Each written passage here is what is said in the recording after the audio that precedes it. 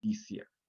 ¿Y cuál es la justicia? La justicia que te hace tu papá, que nos muestra el cuidado, porque un padre lo que hace es ir educando a su hijo, protegiéndolo. Entonces ya hay una historia que se enlaza con ese niño. Esta misma experiencia que abarca la humanidad entera, entonces podríamos decir que es como transversal. Y digo transversal porque nos une a todos. No hay hombre, no hay ser humano en esta vida que no pueda decir que no ha tenido un vacío interno, que no ha tenido una necesidad, que ha tenido un deseo de algo. San Juan Pablo II decía que en lo más profundo del corazón existe la nostalgia de Dios. Y San Juan Pablo II, filósofo, en esa experiencia hablándole a grandes de la teología, a doctores de la filosofía, a científicos, a gente que te puede decir, mira, quizás tenemos otras categorías del pensamiento, otra categoría de la ciencia con las cuales podemos hacer una aproximación, pero la realidad es que en lo más profundo del hombre siempre está esa sed de Dios. Sed de Dios que podemos también ver en Madre Teresa. No sé si ustedes han visto esa frase de Madre Teresa que es tengo sed, que viene de Jesús cuando está en la cruz. Tengo sed. La sed de vida, la sed del querer, ¿verdad? Que mi dinamismo vital pueda ser tal que pueda también empatizar con los demás, tener con los demás un sentido de conexión profunda. Por eso tenemos que preguntarnos entonces esta tercera incógnita. El cristiano por la resurrección de Cristo no está llamado a hacer florecer todos los desiertos y puede ser paradójico. ¿Cómo florecería un desierto? Traigamos otra imagen. En los inviernos europeos, donde cae la nevada profundamente, donde prácticamente seca todo, pero el poeta es capaz de decir que después de ese invierno profundo, la primavera puede florecer. Y es que el escritor sagrado y los poetas han sabido buscar la historia de manera que pueda ubicarse en nuestra existencia también. Porque como personas estamos llamados a hacer florecer todos esos momentos, y cuando digo esos desiertos existenciales de nuestra vida, es poner en conjunto, es como poner orden, es poder ponerle nombre a cada situación personal que tenemos. Y no nos ha colocado entonces Cristo en este nuevo jardín de la redención para fructificar. Aquí nos damos cuenta de algo, que nuestra existencia es una existencia en comunidad, en conjunto. Me decía el señor Luis que muchos de ustedes son de la parroquia San Lucas, si no me equivoco, de Costa del Este, ¿verdad? Hay una experiencia también comunitaria y dentro de Maús también van haciendo un camino, son una familia. Cuando uno es familia, cuando uno es equipo, cuando uno es comunidad, hay cosas que se conocen, hay cosas que uno tiende a compartir, pero no siempre en la vida todas las personas están capacitadas para conocer la verdad de la cual tú eres. Por eso tenemos que saber en qué momento conversar, en qué momento decir algo, el papá con el hijo, en qué momento tú puedes realmente acompañar a un adolescente y decirle algo, o el esposo con la esposa. Porque hay verdades que son propias, que son personales, que son muy íntimas, y que en un momento determinado quizás por querer decirlas o por querer tener el grado quizás de amistad y querer compartirla a la otra persona, no es que no le interese y que no le importe, sino que no tiene el grado de madurez o diríamos no tiene la capacidad en ese momento para soportar quizás esa verdad. Por eso en el desierto entonces quedamos desposeídos, pero somos llamados entonces a poder nombrar, a poder identificar esa verdad. ¿Qué es desierto y qué no es desierto? Y les diría aún más allá, ¿por qué nosotros no hemos sido creados para el desierto? Lo primero, el primer presupuesto es decirles que la soledad sin relación amorosa puede devenir vacía y dañina. Hoy día, y les invito a que ustedes puedan hacer un alto, aquí donde estamos, ¿verdad? Compartiendo, escuchando, y pensemos en nuestro trabajo, en nuestro diario vivir, en nuestras acciones, nuestras situaciones diarias, ¿cuál es el tiempo o espacio de calidad que saco para escucharme, para compartir con los míos? o en la familia o en la casa. Hoy hay diferentes corrientes, incluso psicológicas, que hablan de espacios de calidad, que hablan de convertir los espacios también. A veces nosotros pasamos mucho tiempo en el trabajo y venimos a la casa, quizás ya por la tarde, al descanso, o todo lo inverso en este tiempo, ¿verdad? De la situación que hemos vivido, producto del COVID, la situación cambió. Y recuerdo que en una de las misas que hacíamos acá en el colegio, cuando le hablábamos a los niños, a los padres de familia, al principio les decía esto: estamos en un momento en el que pedimos calma, a todo mundo le pedimos calma, pero realmente los que no estamos calmados somos nosotros. ¿Y cómo vamos a pedir lo que aún no tenemos en lo más profundo? Porque es un proceso. Entonces, la soledad sin relación amorosa nunca será buena, porque no fuimos creados para la soledad, no fuimos creados para el individualismo. Y aquí viene unido entonces a lo que es el silencio, un silencio sincero, un silencio elaborado, un silencio consensuado, es un silencio que edifica, es un silencio sanador. Por eso cuando hablamos en la psicología espiritual y en la vida espiritual de los espacios sanadores, hablamos de ese alto, de ese silencio. Pero ¿qué es el silencio que edifica? Y quizás nosotros hemos compartido o hemos conocido personas que en algún momento no dicen tantas palabras, pero que su sola presencia significa, que su sola presencia sugiere. Nos vamos al otro extremo, y entonces son los silencios dañinos. Hay silencios hirientes, hay silencios que matan, hay silencios que no despiertan vida, porque podemos estar juntos, pero estamos enfadados, estamos desencontrados con los que viven con nosotros, con nuestra familia, con nuestros hijos, con nuestros seres queridos. Y qué incómodo cuando uno está enemistado o mal con alguien. Estás en un silencio incómodo y por arte de magia prácticamente te lo encuentras en tu camino cuando no te lo quieres encontrar. Y se vuelve más incómodo, se vuelve tenso. Entonces podríamos decir que estamos no en un desierto, nos encontramos en la aridez de la vida, en una soledad sin sentido, en una aridez vacía y dañina que carcome nuestros afectos, que carcome nuestra forma de ver la vida. Los seres humanos somos afectos y esos afectos pueden salvarnos o no salvarnos. Y Jesús, cuando va, ¿verdad?, encontrándose en diferentes momentos con personas, Jesús no habla tan racionalmente de teorías, de doctrinas. Jesús hace pequeños signos afectivos que puedan conectar con el que está sufriendo. Lo mira, lo toca, se acerca, comenta. No tenemos que hacer grandes cosas. Se nos invita a poder hacer efectivo esos afectos. El segundo momento de por qué no estamos hechos para el desierto es que Dios nos quiere en relación y felices en el jardín del amor. Miren, en todas las antropologías y en todas las cosmovisiones religiosas de la antigüedad, la gran pregunta era: ¿cómo un Dios puede hacerse cercano a la humanidad? Todas las cosmogonías de los pueblos que se están desarrollando alrededor del pueblo hebreo tienen normalmente la concepción de que es un Dios a veces tirano, unidireccional o vertical. Pero ya la experiencia religiosa cristiana hoy día, pero ya desde el Antiguo Testamento con el pueblo hebreo, es una experiencia espiritual que no solo es vertical, sino que tiene una horizontalidad. Y en la horizontalidad se encuentra el otro. Y el otro no es un obstáculo, sino que se convierte entonces en la oportunidad de crecimiento, en la oportunidad que Dios te da para poder encontrarte, para poder crecer, caminar juntos e ir hacia la meta.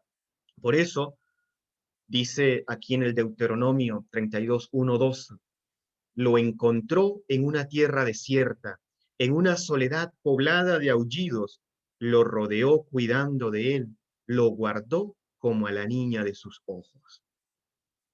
Desde la antigüedad, desde la experiencia bíblica, el hombre que está correlacionado con los demás, cuando tiende a descentrarse, es por una situación X, porque hemos cometido algo que no nos deja estar bien, interiormente y exteriormente. No se nos tiene que decir, tú has hecho algo que está mal. Nuestra propia conciencia se da cuenta. Entonces es allí donde Dios viene, te mira en esa soledad poblada de aullidos, dice el texto, imagínense. Aullidos son vociferaciones que no realmente te traen paz, todo lo contrario. Hay una inestabilidad en cuanto a la paz, porque hay preocupación, pero dice que el Señor lo rodeó y lo guardó como a la niña de sus ojos, es decir, es la creación primigenia de Dios, aun cuando hayan obstáculos. Entonces, a mí me gustaría que en esta espiritualidad del desierto, vamos a hacer así un camino rapidito, sé que el tiempo es 40 minutos más o menos, 30 minutos, conversaremos, pero me gustaría que podamos ver estos tres personajes del Antiguo Testamento, de manera muy breve. Toda la historia bíblica comienza con un señor en Ur de Caldea llamado Abraham. Hay una elección. Este señor tiene su familia, tiene su historia, pero Dios se implica con él. Dios afecta su vida y lo afecta positivamente. Y digo, ¿por qué lo afecta? Porque la elección de Abraham es un acto de misericordia de Dios, un acto de misericordia de Dios que quiere salvar a la humanidad por medio de la humanidad. Esto es curioso y esto es sumamente importante. Dios quiere salvar a la humanidad por medio de la humanidad. Y esto hace diferente al Dios de Israel, al Dios de Jesucristo, que no es un Dios lejano, un Dios abstracto, es un Dios que se encarna, un Dios que está en el otro. Por eso la necesidad de ver en el prójimo la presencia real donde lo cristiano, donde lo bíblico se hace palpable. Ese sal de tu tierra afecta totalmente a Abraham. Abraham pudo ser indiferente porque le dijeron, caminó en promesa. ¿Y qué es caminar en promesa? ¿Qué es una promesa? ¿Qué es una alianza? En el Antiguo Testamento la alianza entre dos reyes en el contexto hebreo era por medio de la palabra. Por tanto, una alianza es un pacto fundamental. Te doy mi palabra de que así será. Pero Abraham está creyendo en promesa. No hay certeza en el momento, no hay seguridad. Más que la seguridad, diríamos, no está viendo, no está evidenciando un resultado. Pero sí logra creer, logra visualizar esa certeza de que así será. Y avanza Abraham en el camino y volvemos a Moisés. Y Moisés es el peregrino del desierto. Estamos hablando de estos personajes que se han desenvuelto en el desierto. Moisés que libera de la esclavitud al pueblo, el pueblo comienza en el desierto, pero cuando está en el desierto dicen acordarse de las cebollas de Egipto. Eso es una metáfora. ¿Qué significa eso?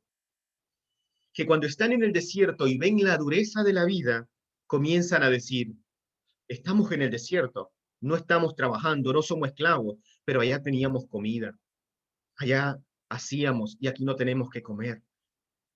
Por eso se acuerdan de las cebollas de Egipto. Pero hay algo que Dios les va enseñando procesualmente al pueblo y es lo siguiente. Recuerda siempre que tienes el alimento hoy y que en el desierto tenías la mesa llena, pero eras esclavo. Tu mesa era una mesa esclava. Y eso en nuestra vida lo podemos asemejar en diferentes momentos. Es decir, dar el paso de poder hacer un proceso. A veces les pongo este ejemplo.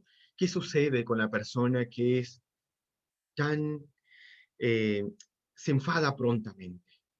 Y con todo es iracunda, y se enoja, y se enfada, y tiene problemas en la casa, con la esposa, con el esposo, con los hermanos, y si tiene un hijo adolescente, y ustedes saben que los adolescentes comienzan a hacer fuerza, y uno no sabe en el momento cómo ir más o menos educando, y es ira, ira, ira, ira. Y cuando la ira nos domina, no pensamos, se nos pone todo oscuro.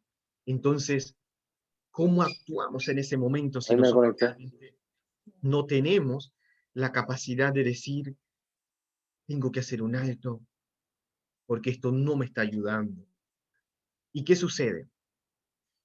A Moisés le murmuran, le son infieles, lo afectan física y psicológicamente. Moisés se siente prácticamente abandonado, pero en ese momento la fidelidad le fue puesta a prueba, pero Moisés oró, retomó fuerzas y siguió, y Dios lo halló fiel y lo adentró en su amistad. Esto para nosotros también es prodigioso, porque la fidelidad pasa por allí, señores. No conozco, perdón, sus contextos, sus vidas personales, sus profesiones, su familia. Les hablo desde mi perspectiva de religioso, joven, con pocos años. Ustedes también sitúense en su profesión y en su vida de padres de familia o jóvenes y vamos a pensar en esto. ¿Qué es ser fiel? ¿Qué es la fidelidad? Fidelidad y permanencia. No es lo mismo ser fiel y permanecer. Y no es lo mismo permanecer y ser fiel. Parece un trabalenguas. La fidelidad implica la vida íntima del corazón, la convicción más profunda de que tú te comprometes a ser para, ser por y ser para. Permanecer, entonces significa que yo siendo sacerdote, soy fiel a los principios que un día profesé. Eso es en teoría lo que debo ser, fiel. Ahora, puedo no permanecer, porque puedo perderme en muchas otras cosas. Puedo ser sacerdote, dar misa, confesar, hacer cosas, pero mi cabeza, mi pensamiento y mi vida pueden estar en otras cosas. No permanezco siendo sacerdote, aunque exteriormente haga de ser sacerdote. Ahora, puedo permanecer, ahora lo ponemos en base a una familia. Usted se casó, llevan varios años, la relación tiene sus altibajos. Llega un momento en el que ya no puedo ser fiel.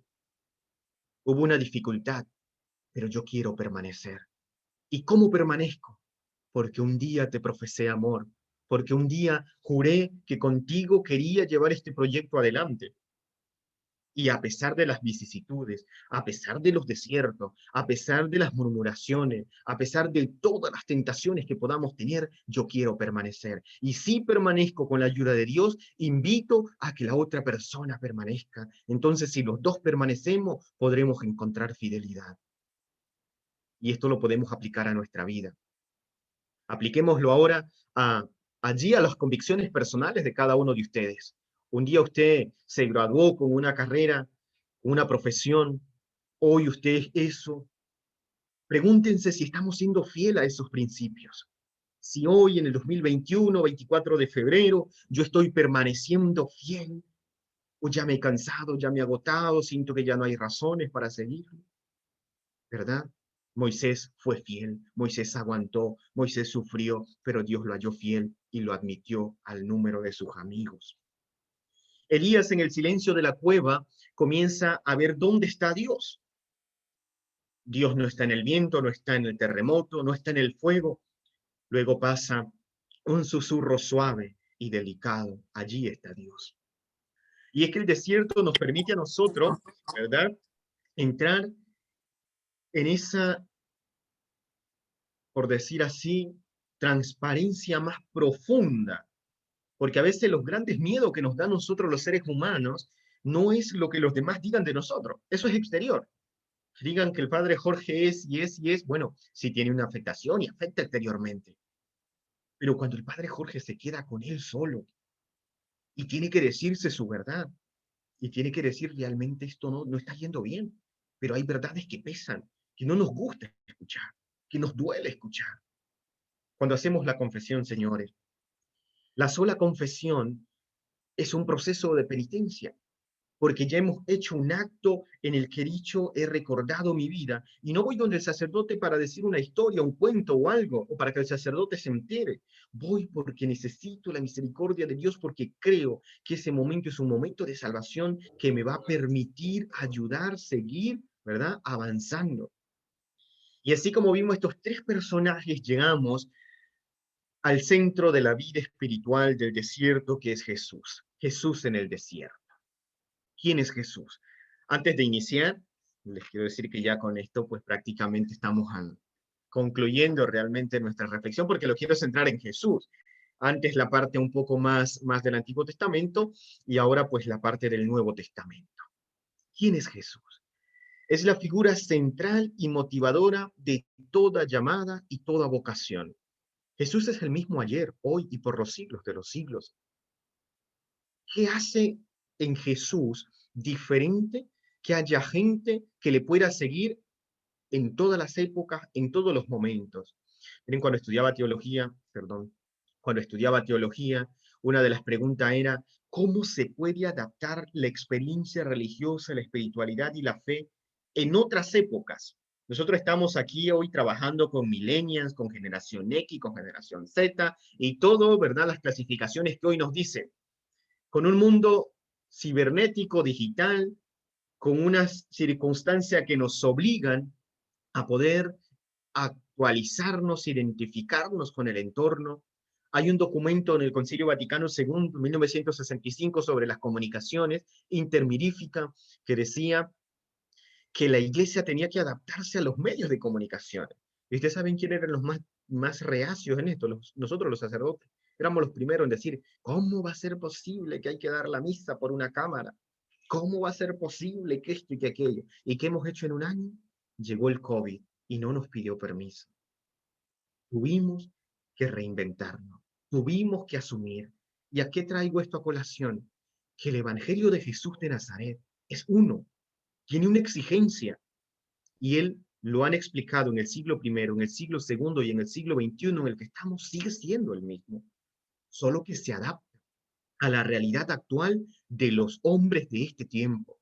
Y yo estoy seguro que el Evangelio de Jesucristo seguirá siendo presente en el 2200, en el 2500, con la generación que esté, y utilizarán las herramientas y las formas de hacer que esa palabra pueda llegar al corazón de las personas de ese momento y de esa realidad histórica.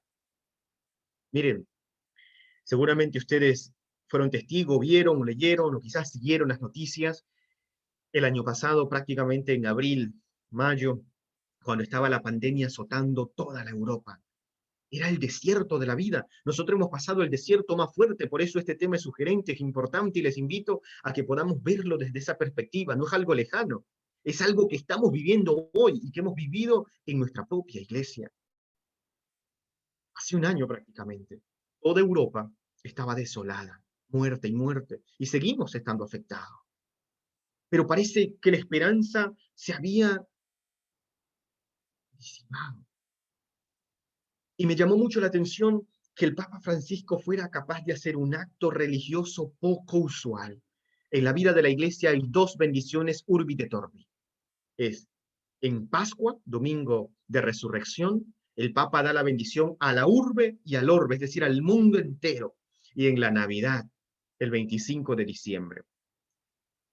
Y el Papa hizo una bendición urbi et orbi, que fue extraordinaria, fuera de contexto, fuera de lugar. La plaza de San Pedro vacía, desértica. Llovía allí, todo oscuro, penumbra. No había un alma. Solo el Papa Francisco, un señor de 70 y tantos, prácticamente 80 y tantos años, con dificultades en un pulmón, casi cojeando, entró por esa plaza de San Pedro, entró. ¿Y en qué se detuvo el Papa? Detuvo su mirada en el crucifijo.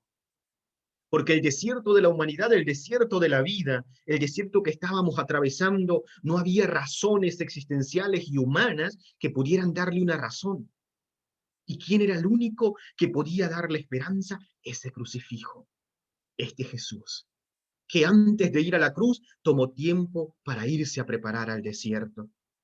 Este Jesús que, capaz de su ministerio y de su vida, asumió en su condición, nuestra condición, para hacer de nuestro camino un camino más liviano, un camino más llevadero. De verdad que esa imagen del Papa Francisco nos mostró que nos encontrábamos todos, como él mismo dijo, en esa barca, en la barca de la comodidad, en la barca del materialismo, en la barca del egoísmo, del individualismo de este mundo actual, en el defiéndete tú, sálvese quien pueda. Pero vino la tormenta y nos azotó a todos. Hay un texto que me encanta a mí en el Evangelio, y es cuando Jesús se retira a orar y los discípulos se quedan solos en la barca, y de repente azota una tormenta, y la barca se comienza a hundir. Los discípulos tienen miedo y de repente a lo lejos ven que alguien viene y dicen, es un fantasma. Pero se quedan viendo y Simón Pedro dice, es el maestro. Y cuando es capaz de reconocer que es Jesús, ¿verdad? Toma valentía, fuerza, fe y comienza a caminar sobre las aguas porque pone los ojos en Jesús. Pero cuando pierde la vista en Jesús, se hunde. Esa es nuestra historia. Esa es la historia personal de cada uno de nosotros en esta historia, en esta hora de la vida. Esos son nuestros desiertos. Cuando Jesús se aproxima y nosotros ponemos nuestra mirada en Él, caminaremos con Él. Las tentaciones, lo que sea, será vencido. Pero en el momento en que desviemos nuestra mirada, seremos sucumbidos por la tormenta, por las dificultades. Entonces Jesús penetra compasivamente en lo más hostil de nuestra verdad herida. Esto me gustó mucho, nuestra verdad herida. A menudo nosotros creemos que tenemos la verdad. Nuestro padre San Agustín dice que la verdad no es mía ni es tuya, para que sea mía y sea tuya. ¡Qué dilema! Y digo qué dilema porque la verdad es Cristo. Y a veces nosotros los hombres queremos adueñarnos de la verdad. Y Jesús entra con compasión para que nuestra verdad herida, a veces que hemos luchado, hemos defendido, nos hemos enemistado, y Jesús viene también a poder sanar esa verdad. Jesús vence donde nosotros hemos sucumbido, lo que les comentaba anteriormente con el tema de la tormenta. Finalmente, a mí me gustaría cerrar con esta lectura del primer domingo de Cuaresma que tuvimos hace 3 días, ¿verdad? Con el que iniciamos la Cuaresma. Iniciamos la Cuaresma Jesús retirándose al desierto. ¿Por qué Jesús tiene necesidad de retirarse al desierto? En la espiritualidad bíblica, el desierto entonces viene a ser ese lugar de preparación, de encuentro, pero también el lugar de la dificultad, el lugar de la dureza. Pero más allá, me atrevo a decirle y hacerles reflexionar que es la responsabilidad que Jesús siente en su ministerio. Imagínense un médico en estos momentos, en una situación difícil de pandemia, de seguridad sanitaria, un médico consciente que ama su profesión, aun cuando tenga temores, aun cuando haya miedos, purifica sus intenciones y dice, yo quiero llevar mi labor adelante, quiero hacerlo responsablemente y me voy a preparar para ello. Y estas personas, el personal sanitario ha vivido un desierto también, un desierto crudo, un desierto difícil. Y Jesús al retirarse al desierto es probado, es tentado. Y es tentado en 3 formas. La primera de las tentaciones es en el instinto natural, el instinto natural. Todos los seres humanos estamos, ¿verdad?, hechos de ese instinto, de las apetencias. Somos corpóreos. Y la gran diferencia entre eso es que nosotros no somos dioses ni somos ángeles. Somos carne, carne humana, carne débil, carne frágil, vulnerabilidad, necesitada de misericordia. Este miércoles ceniza pasado, en la misa que tenía con el personal docente, les comentaba un poema de Francisco de Quevedo, poema clásico, y Francisco Quevedo decía que seremos ceniza algún día, pero ceniza con sentido. Y a mí me gustaba esa frase. Seremos ceniza, pero seremos ceniza con sentido. Polvo más polvo enamorado. ¿Eso qué significa? Nos invita a que nos demos cuenta de nuestra propia existencia, señores. Somos finitos, somos vulnerables, estamos necesitados. Pero si mi existencia un día dejará de ser y será ceniza, quiero que esta existencia sea la mejor de las existencias, que pueda ser referencia para los que vienen, que pueda tener sentido, porque no fue cualquier polvo, fue una ceniza, pero que tenía sentido, que tenía vida. Y es allí entonces donde Jesús es tentado en ese primer momento, esa primera etapa que podríamos decir nosotros, el instinto natural, la apetencia, sintió hambre. ¿En qué podemos ser tentados hoy nosotros? ¿En qué es tentado un joven? ¿En qué es tentado un señor? ¿En qué es tentado un hombre? En lo básico, en el placer. Y nos da temor. Y miren, en esto me gustaría serle sincero, quizás nosotros a veces a nivel de iglesia hemos tenido una concepción muy mala de lo que es pecado, o una concepción muy moralizante de la vida, no moral. La moral es buena. La moral son esas costumbres que nos permiten a nosotros, ¿verdad?, hacer como una vida un poco más equilibrada, pero no es lo mismo. Entonces, todo lo que va moralizando, porque lo moralizando va poniendo categorías, lo moralizando va a veces clasificando quién sí y quién no, quién puede entrar y quién se queda afuera. Y nuestra espiritualidad, si ustedes ven lo que he explicado antes, la elección de Abraham, ¿qué fue? Una elección de misericordia. Y nosotros a veces nos hemos quedado en el hecho de que pareciera que la vida tiene que ser un cumplir reglas, un cumplir normas, y esto es pecado, esto es pecado, esto es pecado. Una espiritualidad que remarca mucho en el pecado es una espiritualidad pobre, es una espiritualidad triste, una espiritualidad poco atractiva para los jóvenes de hoy. Un joven que está viviendo, que está desarrollando su capacidad racional, su capacidad afectiva, ¿verdad? Y que le digamos, mira, no puedes hacer esto, no puedes hacer aquello.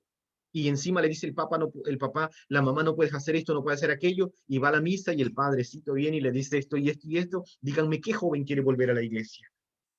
Ningún joven quiere volver a la iglesia. Y todos fuimos jóvenes. A todos en algún momento nos tuvieron que decir, vaya a la confirmación porque le toque, porque le toca, no porque le salió del corazón. Todos fuimos impulsados como Abraham, fuimos llamados en una elección de misericordia. Y ahí es donde somos tentados. Somos tentados allí donde somos más débiles.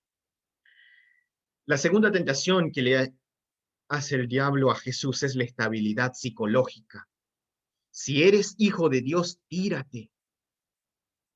Miren, hoy día esta tentación está muy en boga, más de lo que nosotros creemos. Si eres cristiano, no hagas esto, deja de hacer esto, haz aquello. ¿Y quién dice que los que vamos a la iglesia somos los perfectos, somos los santos? A veces somos los que más nos cuestan, a veces somos los más testarudos, a veces somos los que estamos en el proceso. Y Agustín también decía que más vale estar en el camino, aunque sea cojeando ahí, pero no salirse del camino. Y es lo que a veces no hemos entendido. A veces creemos que, bueno, estar en la vida cristiana es que vamos derecho, como un cohete espacial hacia el cielo, hacia lo que creemos que es Dios. Y no, la vida del cristiano se hace de caídas, de levantarse y de seguir. Y aquí me recuerda mucho una frase que dijo el Papa Francisco cuando estuvo aquí en la Jornada Mundial de la Juventud. Dijo lo siguiente a los jóvenes: no es malo caer, no es malo, chicos. Lo malo es acostumbrarse a quedarse caídos. Y eso se los comparto a ustedes y me lo comparto personalmente también. Porque lo malo no va a ser caer, lo malo es que a veces nos acostumbramos. Ah, ya yo no lo intento porque es que ya yo soy así. Soy muy celoso, me enfado mucho, soy muy egoísta. ¿Para qué intentarlo? Ya soy así. No es malo serlo, es malo acostumbrarte a hacerlo. Y la última, donde es tentado Jesús, es tentado en el equilibrio racional. Todo te lo daré si me adoras. Todo te lo daré. Es poder, es poder. Este poder, miren, hay una diferencia, que eso lo comentaba también en la homilía del domingo, entre empatía y simpatía, que nos permiten hacer un eje transversal en estas tres tentaciones con las que Jesús es tentado. La empatía es la capacidad de conectarte directamente con la persona. Por eso hay una gran diferencia. Y la simpatía es una identificación. Coloco un ejemplo. Vamos a un funeral, a veces no sabemos cómo actuar. ¿Qué decimos? Le damos el pésame o hacemos algo. Eso es ser simpático, porque nos estamos identificando en un momento de duelo, del cual yo tengo que ser simpático en una manera de decirle, ok, estoy contigo. La empatía es más profunda. La empatía es la conexión que va al dolor existencial de esa persona, que tiene una pérdida profunda, un dolor que no se compara con nada. La simpatía entonces me permite a mí avanzar un poquito más. Es decir, no siempre seremos empáticos con todo el mundo, pero hay una simpatía antropológica que es el mínimo. El mínimo de todo ser humano es la simpatía antropológica. ¿Y de qué se trata este mínimo de la simpatía antropológica? Si yo recibí, todos nosotros fuimos estudiantes en algún momento, cada uno de ustedes, luego cuando sacaron su profesión, y recordarán ustedes buenos maestros y no tan buenos maestros, pero sí recordamos gente que para nosotros ha sido de bendición. Y quizás en sus procesos de Maús han compartido con hermanos, con religiosos, con sacerdotes, que quizás han sido de bendición para ti. Y tú puedes decir, eso que yo recibí de bendición en mi vida, ese mínimo, como fue bueno en mí, a mí me gustaría también que este mínimo pueda llegar a más gente. Ya rompe mi ego, rompe mi individualismo. Entonces digo, esa necesidad, eso es el cristiano, ese es el desierto, necesidad del cristiano en Cuaresma, ¿verdad? De caminar. Eso bueno que yo he recibido me invita por lo mínimo a poder compartirlo con los demás. Ya para concluir, hay una simbología del Papa Benedicto en las obras. El Papa Benedicto escribió sus obras, Jesús de Nazaret, una cristología muy completa.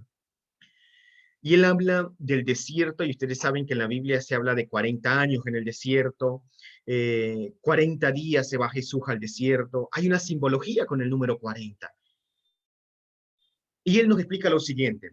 El número 4 están los confines de la tierra, ¿verdad? Norte, sur, este y oeste. Ahí tenemos el orbe entero. Son 4. Y 10 son los mandamientos. Los mandamientos son la ley de Dios. Entonces, multiplicado 4 por 10, ¿verdad? Nos dan los 40 días del desierto de Jesús. ¿Qué significa esto? Dice el Papa. Que este número viene a resumir la historia cosmológica de la humanidad. Y es curioso, además es bonito, saber cómo la historia en los 4 confines de la Tierra, norte, sur, este y oeste, es penetrada por la palabra, por el mandato de Dios, que son los mandamientos, que no son ley de haz esto, sino es la misericordia de Dios que quiere que en nuestra vida interna de nuestros desiertos seamos capaces de identificar que Dios camina junto a nosotros, que es Dios amigo, que no es un Dios juez, que es un Dios que se aproxima a tu existencia, a veces herida, para poder acompañarte, para poder caminar. Esto es lo que me gustaría haberle podido despertar en ustedes. Espero poder que esta pequeña reflexión sobre el caminar, sobre el equilibrio en el desierto, sobre la referencia, pueda suscitarles a ustedes el deseo, ¿verdad?, de poder seguir avanzando en esta cuaresma. Y dejo el espacio disponible por si hay alguna consulta, alguna pregunta en este momento. Sí, padre, hay una pregunta anotada de Daniel Ok. Arevalo, que dice, ¿es correcto considerar que el desierto en la Biblia es la morada del demonio, el lugar al que acude Jesús no solo para ser tentado, sino para orar y mitigar la acción de los espíritus malignos sobre los hombres? Ok. Muchas gracias. Una pregunta dura, una pregunta difícil, ¿eh? Esta pregunta exige estudio bíblico. Hay aproximaciones en cuanto al desierto, es visto como el prototipo, ¿verdad? Vamos a comenzar por aquí. ¿Qué es el desierto? Es el prototipo de la soledad, de la no presencia. En la no presencia habitan diferentes seres. De hecho, se ha leído en la tradición bíblica también, justamente como decía la persona que hizo la pregunta, un sitio donde habitaba el daimon, es decir, donde habitaban los espíritus, donde normalmente un hombre racional no va a ir a vivir. Es decir, si estamos en una pequeña aldea, en un pequeño oasis, no va a decir, me voy a ir a vivir al desierto, voy a pasar 5 meses allí. Tiene que pensárselo bien, porque tiene que pensar en lo básico, tiene que pensar en la vida, tiene que pensar en cómo subsistir. Escritores bíblicos hablan del desierto también como el lugar donde eran tentados. Entonces Jesús, analógicamente, lo que hace es eso también. Es decir, ir al desierto, al lugar donde la existencia más profunda del hombre se ve limitada. Hay mal, pero es el momento donde la redención es capaz de sacar al hombre de ese abismo, purificarlo y llevarlo adelante. Por eso tiene sentido que Jesús vaya al desierto, porque lo que está haciendo es un viaje interno. Ahora otra imagen. Cuando Jesús muere en la cruz, dicen los biblistas que lo que hace Jesús es que desciende a los infiernos. Ese lo decimos en el credo, que descendió a los infiernos. Al descender a los infiernos, lo que está haciendo es que está levantando nuestra humanidad que estaba perdida. Él baja para que nosotros seamos levantados en misericordia y podamos obtener esa salvación. Es la analogía de la cruz y la analogía del desierto, donde Jesús permite que esas presencias no buenas, presencias que están en contra del hombre, no dominen. Y por eso las tres tentaciones, en tres rangos superior. El instinto natural, todo lo que necesitas pan, necesitas comer, tienes hambre, haz esto. Psicológico, si eres hijo de Dios, tírate que Él te salvará. Racional, te lo daré todo.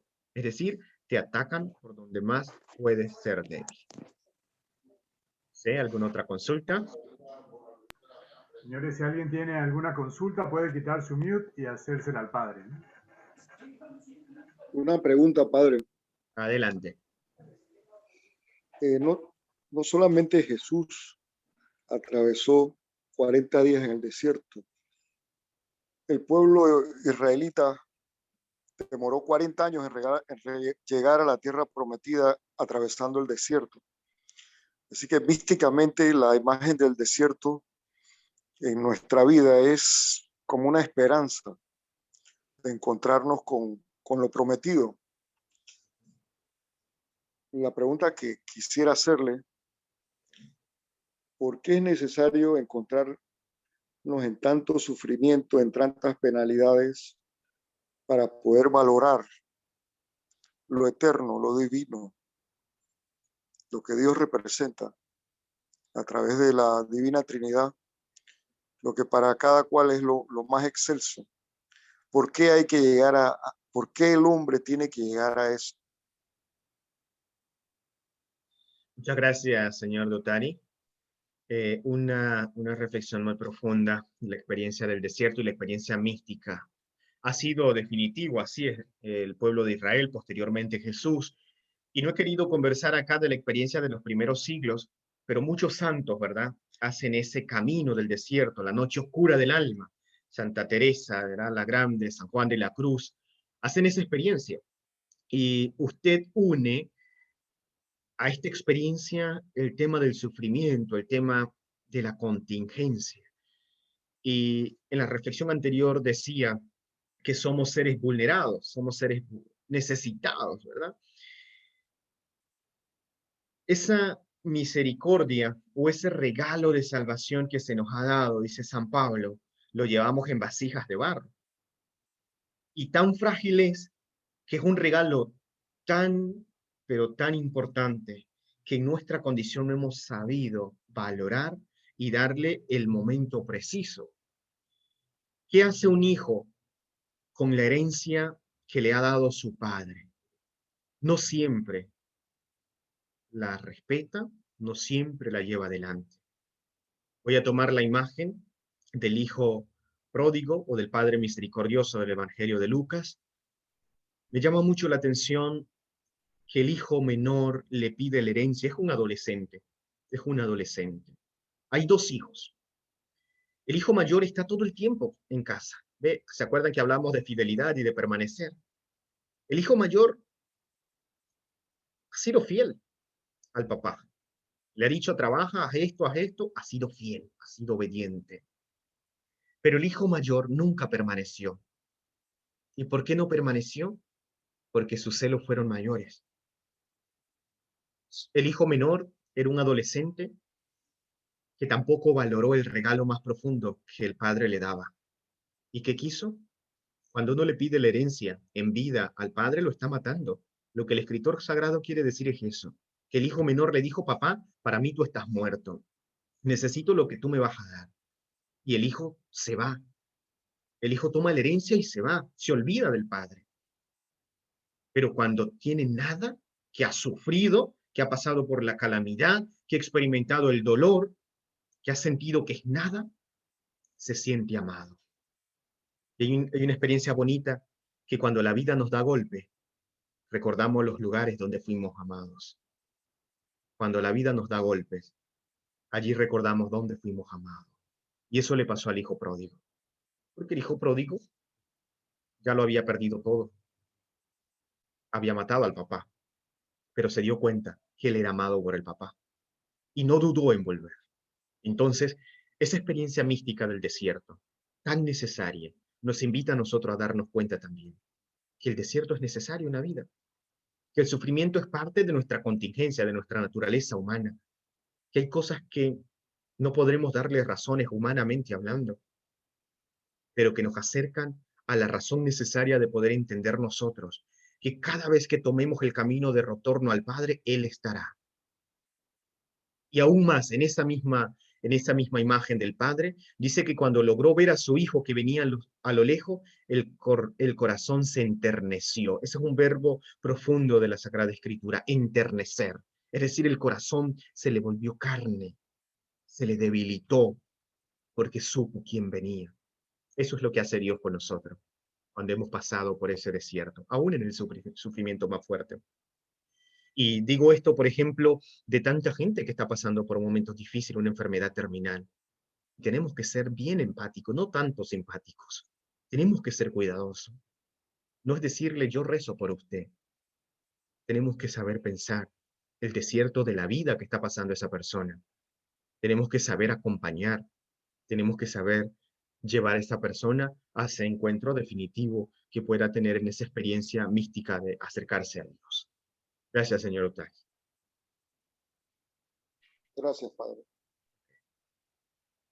Gracias, Padre. No lo quiero atrasar y la verdad que ha dicho una frase que estoy seguro nos ha llegado a todos, que es, ¿cómo podemos recordar esos lugares donde hemos sido amados si no es luego de pasar por el desierto?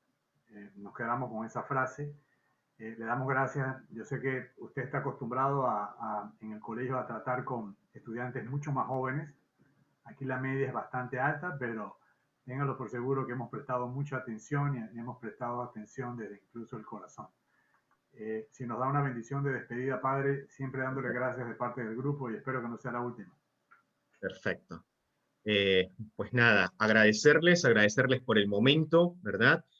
Desearles que